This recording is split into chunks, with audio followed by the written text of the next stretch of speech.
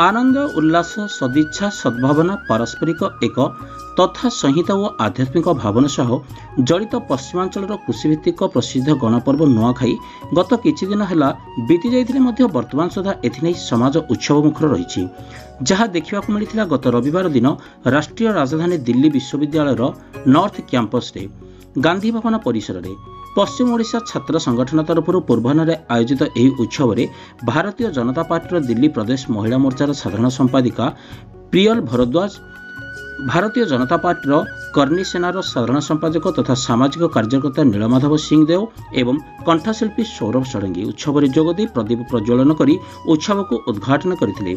मुख्य अतिथि प्रियल भरद्वाज समस्त नुआखाई जुहार जनाई कही आज नुआखाई समस्त देश में एपरिक विदेश में उत्साह सहकारे पालन होउछि।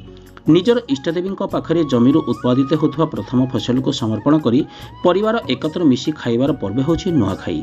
आज केरल, आंध्र, पंजाब भली अन्य राज्य वर्षर भिन्न भिन्न समय यह पर्व को भिन्न भिन्न नाम पालन करा जाउछि।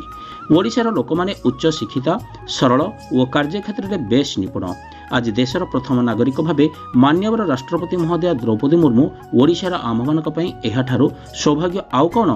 पुणी से कही नदी को रास्ता बनाइबार आवश्यकता न थाए, निज रास्ता से निजे करिथाए। तेणु आम मान पाखरे जदि टैलेंट रहिबो तेबे आमे समस्ते निज निज कार्यक्षेत्र में आगक बढ़ी पारिबा। पश्चिम ओडिशार लोके केवल दिल्ली रे नुहे समग्र भारत वर्ष एपरिक विदेश में मध्य संबलपुरी वस्त्र परिधान करी निज पर्वपर्वाणी पालन जरिया सेमाने निजर एकता सृष्टि करि टोकियो रे एबे भी अनेक ओडिया सुस्वादु खाद्य प्रस्तुत करुछंती। महाप्रभु श्री जगन्नाथ एवं मां समलेश्वरी आम समस्त को आशीर्वाद करंतु एवं आगामी वर्ष यही उत्सव को आहरी आकर्षणीय हो बोली कहवा सह अनुष्ठान उत्तरोत्तर कामना करथिले। सेही बोली अन्यतम अतिथि नीलमाधव सिंह देव नुआखाई संपर्क में निज वक्तव्य रखिबा सह धान तोला, बिजुली भली विभिन्न उत्पादन क्षेत्र में ओडिशा आज आगुआ राज्य बोली कहिथिले। प्रारंभ में पश्चिम ओडिशा छात्र संगठन सभापति श्रीमंत साहू स्वागत भाषण देथिबा बेले उत्सव को संगठन उपसभापति सौम्या श्रीमयी पंडा, भरत कुमार नायक, साधारण संपादक तापस रंजन, नीतीश नमन पटेल, सांस्कृतिक सचिव अरुंधति नायक प्रमुख परिचालना करथिले। शेष में संबलपुरी गीत और नृत्य कार्यक्रम अनुष्ठित होता। दिल्ली नफीनारायण बेवर्ता रिपोर्ट ओम टीवी ओडिशा।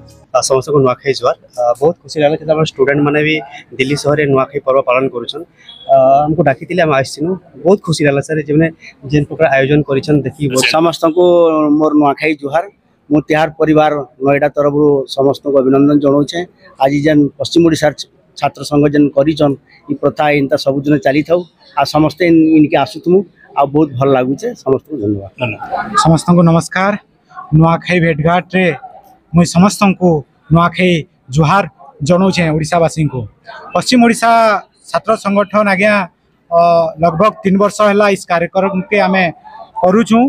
दिल्ली यूनिवर्सिटी हो कि जेएनयू हो कि लाल बहादुर शास्त्री संस्थान अच्छे सेन हो आम लगातार 3 वर्ष है कार्यक्रम आम स्टूडेंट लेवल रे प्रयास करुचु आ समस्त को इनवाइट करछुं प्रोग्राम रे आम बहुत उल्लास रे ये प्रोग्राम टा ऑर्गेनाइज करछुं। कल्चरल इवेंट रहसी हमर ओडिसा रे जेन डेलीशियस खाना गुडा रहसी समलपुर रो मां समले के आम आराध्य देवी मानसु आ तांको पूजा पाठ करी करी आम नुआ भात नुआ जेन हमर अन्नटा आम तांको ट्रेडिशन हो कि कल्चर हो ताको सेलिब्रेट दिल्ली दरबार जेन कहसन राजधानी दरबार रे आम पालन करूछु। बहुत बहुत बहुत उत्साहित अछि मु आउ हमर जो पश्चिम ओडिशा छात्र संगठन अछि सेटा 2023 रे बनिथिला आ एते कम टाइम स्पेंड रे हमर फैमिली एते ग्रो करेलानी हमर कल्चर ट्रेडिशन एते रिप्रेजेंटेशन मिलुछि तो सेही पाइ बहुत उत्साहित अछि। आगामी दिन रे कोन चिंता करछन पुणी नुआखाई भेटघाट पई हाँ बहुत उत्साहित अच्छे आम पूरे फैमिली आम संगे अच्छी विल प्रिपेयर टुगेदर एंड बहुत आहुरी वाइब्रेंट तरीके से विल सेलिब्रेट नेक्स्ट।